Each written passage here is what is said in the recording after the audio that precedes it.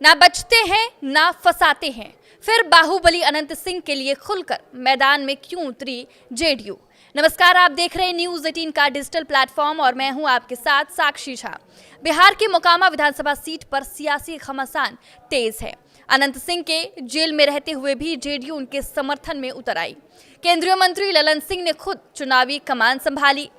ये जेडीयू की पुरानी रणनीति से अलग है, जो मोकामा में अनंत सिंह की जीत और एनडीए में अपनी स्थिति मजबूत करने के लिए उठाया गया कदम माना जा रहा है। बिहार विधानसभा चुनाव में मोकामा विधानसभा सीट हॉट सीट बनी हुई है। दुलाचरण यादव हत्याकांड के बाद से सभी की नजरें मोकामा के सियासी मैदान पर टिकी हुई है। हत्याकांड के आरोपी और जेडीयू उम्मीदवार अनंत सिंह फिलहाल बेऊर जेल में हैं। गिरफ्तारी से एक दिन पहले तक उन्होंने जमकर चुनाव प्रचार किया और जनता का समर्थन मांगा।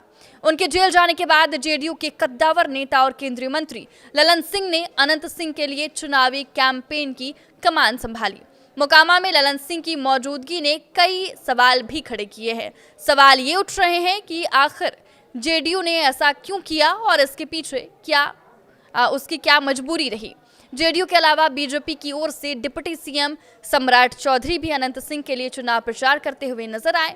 ललन सिंह और सम्राट चौधरी एक ही जीप में सवार होकर मोकामा की जनता के बीच पहुंचे थे और अनंत सिंह के लिए वोट मांगा। ललन सिंह ने अनंत सिंह को फंसाने का आरोप भी लगाया।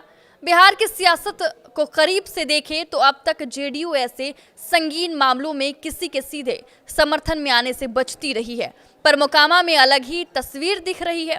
मोकामा में अनंत सिंह के समर्थन में जो नजारा देखने को मिला, उसे भी सियासतदानों की सोची समझी रणनीति मानी जा रही है।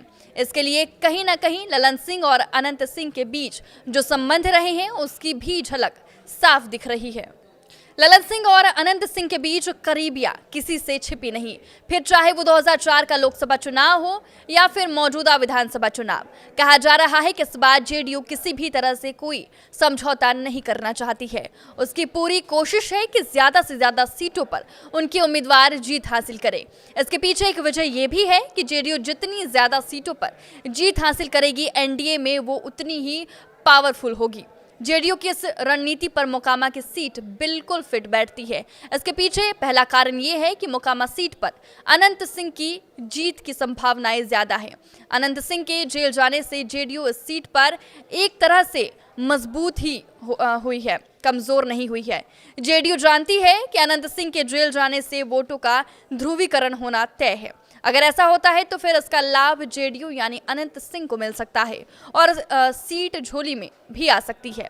ऐसे में जेडीयू आखिरी वक्त में चूकना नहीं चाहती। जेडीयू अनंत सिंह को अगर अकेला छोड़ती है तो उसका सीधा असर नवादा, बेगूसराय, मुंगेर और पटना के करीब 1 दर्जन सीटों पर पड़ सकता है। ये वो सीटें हैं जहां भूमियार वोटरों की संख्या ठीक ठाक है और अनंत सिंह की लोगों के बीच में पैठ भी अच्छी है।